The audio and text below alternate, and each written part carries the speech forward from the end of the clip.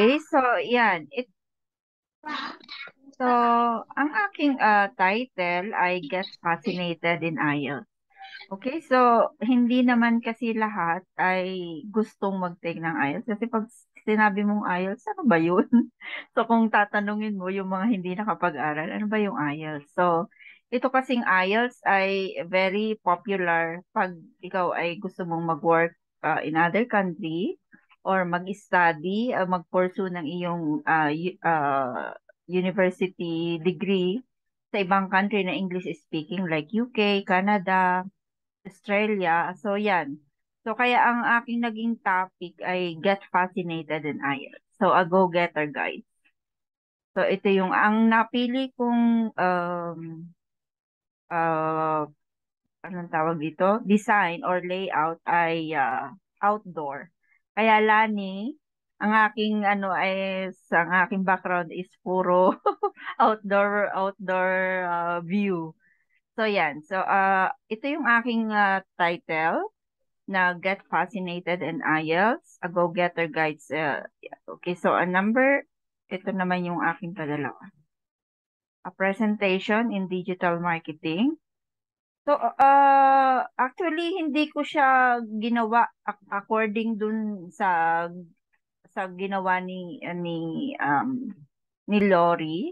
But then, based dito sa aking, kumbaga parang isinobdivide-divide ko lang yung components of IELTS, ano ba yung visualize mo, what is IELTS? So dito sa number 4 ko ay ano ba yung IELTS? So dito ay ipinakita ko yung ano, kailangan mong i-visualize. Ano ba yung ah, kailangan mong malaman or information regarding with IELTS. So, IELTS ay nandito yung definition at based on dito sa kanilang pag-survey ay 2.2 million IELTS were taken each year. So, napakadami ng nagte-take ng IELTS. So, ibig sabihin lang na ang IELTS talaga ay kasama sa dapat nating i-consider when we are trying to move in a better place or in more success career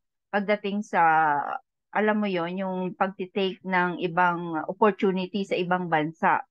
Kasi ito yung one of the major requirements na kinakailangan para makapasa ka at i-hire ka nila ah, easily. Kasi this is one of the basic requirements. Pag pupunta ka dun sa kagaya ng Canada, ito talaga yung hinahanap nila. Ano ba yung band mo? Ikaw ba'y nakapag-take ng IELTS? Tinatanong ko agad nila yung educational attainment mo. So dito, ipinakita ko dito kung yung visualization. So what is IELTS? So inilagay ko dito instead na basta lang definition ng IELTS, so nilagay ko dito yung countries who are you considering ng ang mga successful na tao, I mean anywhere in the world, ito yung mga countries na nagko-consider as yung IELTS ay basic na component para sa kanila para ikaw ay makapag-work or trabaho abroad. So, yan. So, another part is, yan. So yung classification instead na ang ginawa ko is components. So ito yung kasi ang IELTS ay there were two components o yung tinatawag na oracle or topics. Yung tinatawag na general and academic. So dito yung IELTS road mo. So dito binibase yung iyong learning pagdating sa listening. So, dito sa mga susunod na ano ko, ito yung ano lang, parang general na ginawa ko kung ano ba ang IELTS, yung IELTS road, yung ano ba yung tatakbuhin mo, kung ikay magte-take ng IELTS, ano ba yung step by step na gagawin mo pag ikaw ay nag-take ng IELTS. So, yan. Nilagay ko din siya ng IELTS facts. So, based na sa aking research, did you know na pagdating sa academic module, ang Pilipinas ay isa sa nangunguna around the world. So, it means overall band achieved this is based on only in 2012. So, so ibig sabihin pala na hindi lang yung mga English-speaking countries ang nagpo-pursue na makuha itong IELTS, yung makapasa ka sa pinakamataas na antas ng IELTS. So, dito inilagay ko na kahit pala tayo mga Pilipino, alam niyo na ang Pilipinas ay isa sa one of the major English-speaking country in Asia.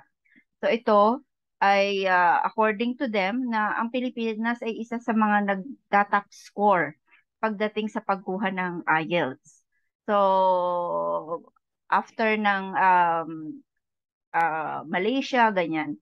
Malaysia, Singapore, Korea. So Pilipinas ay isa sa mga nakakatuwang makita na tayo yung yung isa dun sa nakakakuha ng magandang score pagdating sa IELTS. So nilagay ko din dito yung IELTS facts, kailan ito nagsimula, at saan ito nag-originate. So ito yun yung history. And then, what else? Yan. So, in IELTS is listening. So, dito ay nilagay ko yung tips to improve your IELTS skills. So, sa pagkuha daw ng IELTS, kinakailangan mong maging active listener. So, inilagay ko yung magiging task, kung ilang oras yung pagkikumuha ng IELTS. So, kung ilang minuto yung monologue conversation, uh, sa pakikinig. So, kinakailangan yung iyong listening uh, sense ay ano ba yun?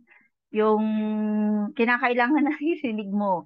So, bago pa man mag-start ang test ay kinakailangan na ang iyong pandinig ay maliwanag na maririnig mo yung ipinapaliwanag or yung audio na ipaparinig para sa iyo. So, yan yun. So, nilagay ko lang dito yung tips to improve your listening test. And then, so, speaking. Wait. Yeah, saglit. Medyo ano yan. Tuloy lang. Okay, sir. Okay, so, pagdating naman dito sa writing. Yeah.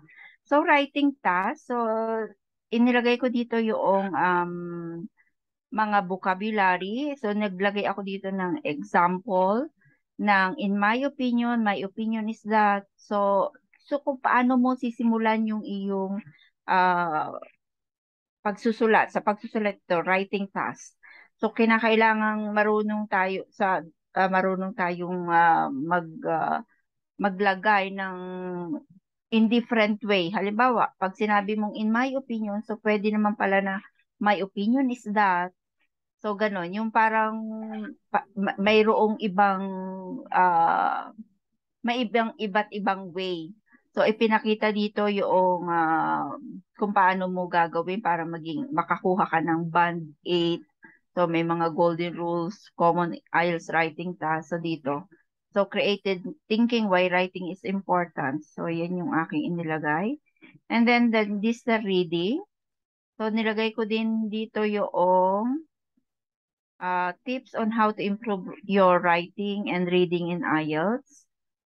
So these things are very basic. So, kumbaga, ginawa ko ito parang ipinipresent ko lang ano ba talaga yung guide mo para makakuha ka o magka-score ka ng maayos sa IELTS. So, doon lang halos ako nag-focus sa sa mga ginawa ko. Okay, and then so this is in reading. So while reading habit is essential for everyone, so reading exposes you to different styles. So if you are good in reading, so ito yung mga guides mo para ikaw ay makakuha ng mas maganda at mas mataas na band sa IELTS. So ito naman yung marketing strategies. So when it comes to strategy, so marami tayong pwedeng gawin. Lalo na ngayon na ang marketing strategies ay pwede mong dalahin online. So, hindi mo kailangang ilimit yung iyong strategies when it comes to promoting these IELTS. So, dito inilagay ko yung iba't ibang uri ng platform na pwede kang mag mag-promote at mag-advertise ng iyong ng IELTS. Okay? So, yan. And then dito sa Facebook, nilagyan ko din siya ng yan, social media marketing. So, ito yung isa sa promotion ng pagbibigay ng discount kung gusto mong mag-take ng IELTS. So, dito ini-invite ka na kung ikaw ikukuha ng IELTS, meron kang discount. So, yung guides, preparation, so ito yon, nilagay ko siya. And then, nilagay ko din yung contact number. And then, where you can follow us in any social media na platform na nagpo-promote or pwede mong i-promote yung IELTS. And then, dito naman, yan. So, watch it on YouTube. So, sir, paano yung sinasabi mo po na na pwede ko siyang i-share? Ewan ko lang ha, pakinggan ninyo ah, kung maririnig ninyo. Kung hindi, eh sabihin nyo sa akin. Sige. Walang audio. So, ang gagawin mo, pag Okay, sir. shinare mo, Okay, sir. nakalagay share sound. Pag pinindot mo yung share screen, nasa baba niya sa lower left, share sound. Okay. Sandali. Saan yun? Saan ko yun makikita? Sa may sa pag pinindot mo yung share na button, share screen button, Saglit lang, sir, ha? At akin, hindi ko makita. Show my thumbnail. Saglit. share Ah, screen. Sabi niya sa share screen, pag di ba may arrow na kulay green? saglit lang, sir. Hindi ko alam yung sinasabi mo. Anyway, sandali.